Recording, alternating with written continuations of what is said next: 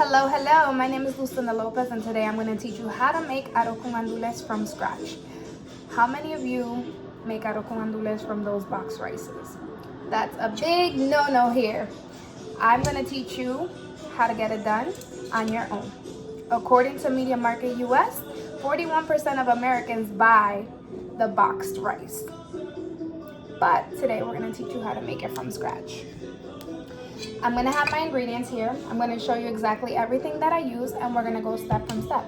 So first of all, we're going to turn on, not off, because off we're not making anything. We're going to turn on the stove.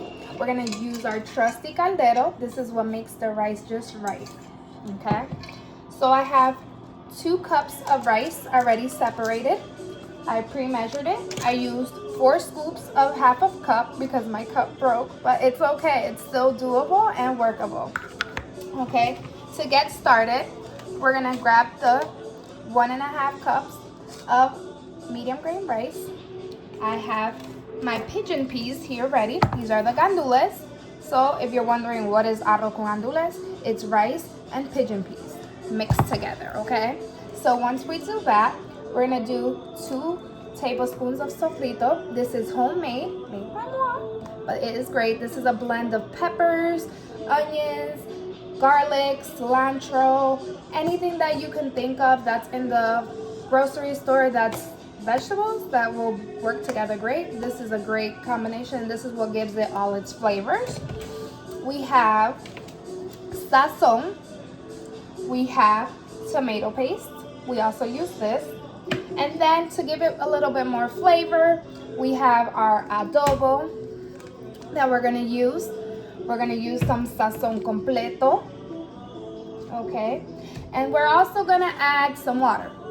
Once the water's in, you can add extra things for flavoring, such as ham, olives, capers for extra flavor, but this is pretty much what we use, okay? So we're gonna start heating the caldero with a little bit of oil. I'm literally gonna pull out the oil from my oven because I already have some. So what I do is I literally grab old oil, used oil, new oil, whichever one you want to use, it doesn't matter. I grab 1 tablespoon of oil. Okay, we're gonna grab the oil, put it in the caldero, right? Once we do that, we're gonna add the sofrito and the tomato sauce. You're gonna stir this into your flavor however you like, okay? So I'm gonna use 1 tablespoon. It's really to your liking. I say 1 tablespoon, but it depends how much it looks. You hear that sizzle? That's how you know we're ready to cook. I'm gonna add an extra tablespoon. It's literally up to you. Smells amazing already.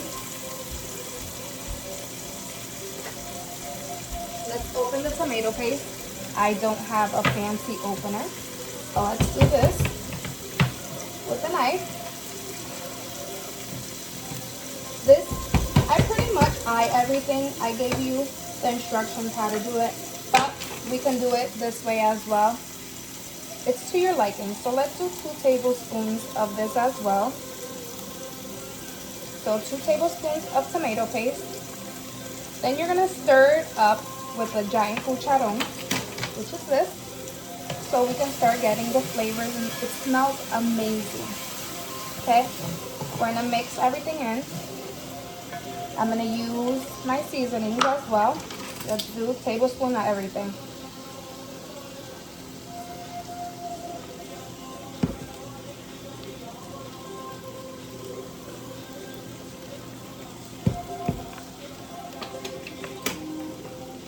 This one as well, a tablespoon. I'm sorry, yeah, a tablespoon. But I was giving you the wrong instructions. Okay. Once you hear it that it starts sizzling, I always recommend stir in between of each ingredient you're adding, because at the end of the day, you don't want everything to burn. You want it to smell great. The sazon is pretty much coloring. Once you put it all in, it's gonna give you great color. 1 packet, not 2, 1 packet of sazon because that also gives it a salty flavoring as well. So if you put too much, what's gonna happen is it's gonna overcook, okay? So once we do that, we have everything, we've stirred it well. These are the pigeon peas. So it's been about a minute or two.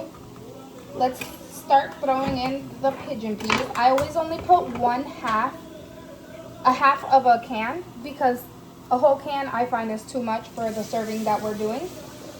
But it's to your liking again. So if you want to use the whole can, you can go ahead. But again, it's to your liking.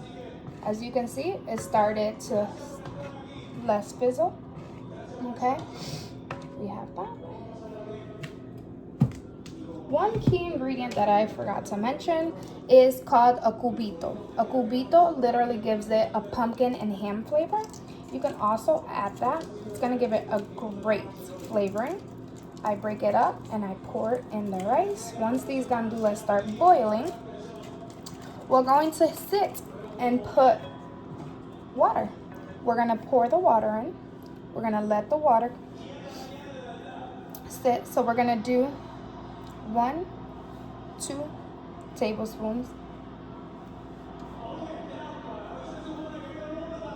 I'm sorry, not 2 tablespoons. We're gonna do 2 cups of water. A lot of the times, what you're gonna do is once you're cooking, you're gonna eye everything because you can taste it. Let's see. Already tastes very delicious. Again, this is one of our traditional plates. I can't wait to hear from you, see if you like it once you make it. So we have the gandules, which is the pigeon peas, already stirred up. They're already pre-cooking. They smell amazing. I'm already hungry. But now let's get 2 cups. Again, this is half a cup, so I do 4 of these to get the 2 cups. So these are your 2 cups of water ready to get poured into the pot. I'm going to show you. I have the stuff boiling already. So we are ready to pour the water in, because once we pour the water in, we're ready to pour the rice in. Oh, that splattered a little bit. It's okay though. We're gonna clean up after. So here's my 2 cups of rice. I'm gonna let it sit a little bit so it can boil. Once it boils, I'll stir it frequently and make sure that the rice comes out to the T. So in my instructions, I told you can fluff it up with a fork, but you can use either a fork or a big caldero spoon. These are what we usually use. And it's throughout the process, you're gonna see everything, how it looks. It smells great. I can't wait to dig in. Once you put the rice in, the rice is gonna take about 20 to 25 minutes. 25-30 minutes, depending the texture of the rice. Once you see the rice that it's getting hard or softened, it's depending if you need more water. If it stays hard after the 20 minutes, you're gonna make sure you add a little bit of water on top, not too much because you don't want it to make like a soup. But what we're gonna do is we'll check it within 20 to 25 minutes and then see how the rice looks. Because you wanna let it sit, you wanna cook very well, okay? So here it is. It's already boiling. I've already put the 2 cups of rice. Wow, this looks amazing already. So, this is what it looks like once the rice is in there. So now we're gonna let it boil. Once it starts boiling, we're gonna cover it with the cover. And this is the cover. We gotta wait till all the rice completely dissolves. Once the water dissolves from the rice, then we'll cover it. We'll make a little special, I'm gonna teach you a special trick that my mother-in-law taught me to cook the rice faster. So let's wait till this boils a little and we'll go on to the next step. I wanna go ahead and show you what the rice is looking like once it starts boiling. This is what it's gonna look like. We have this on a medium. Again, we don't wanna cook it too high because what happens is the rice will get burnt and then it'll taste very awkward. So we have it on medium until the water dissolves completely. So we're gonna let that sit while it boils, and from there we'll go to fluffing it up, covering it, and then the final product. Once the rice starts sizzling, as you can see, it's diminishing. Once it diminishes, that's when we cover it. So what we're gonna do now is we're gonna grab our oven mitt. We're gonna hold the pot, the caldero.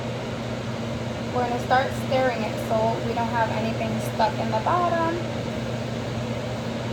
After we get to this point, we're gonna lower it from medium down to 3 because we want the rice to cook slowly. What happens is within the 20 to 25, 30 minutes that the rice is cooking, I told you I was gonna teach you a special hack.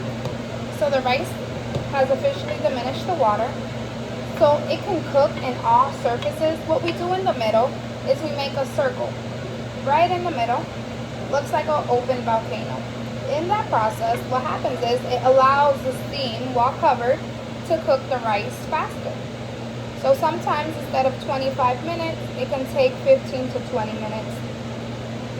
25 is just to make sure none of the rice tastes hard. And again, with the cucharon, which is the huge spoon, we're gonna make that circle. So right in the middle, as you can see, you see the big circle, and it is cooking. So now, there's no more water. We're gonna use the cover to cover the caldero and give it another 10 minutes.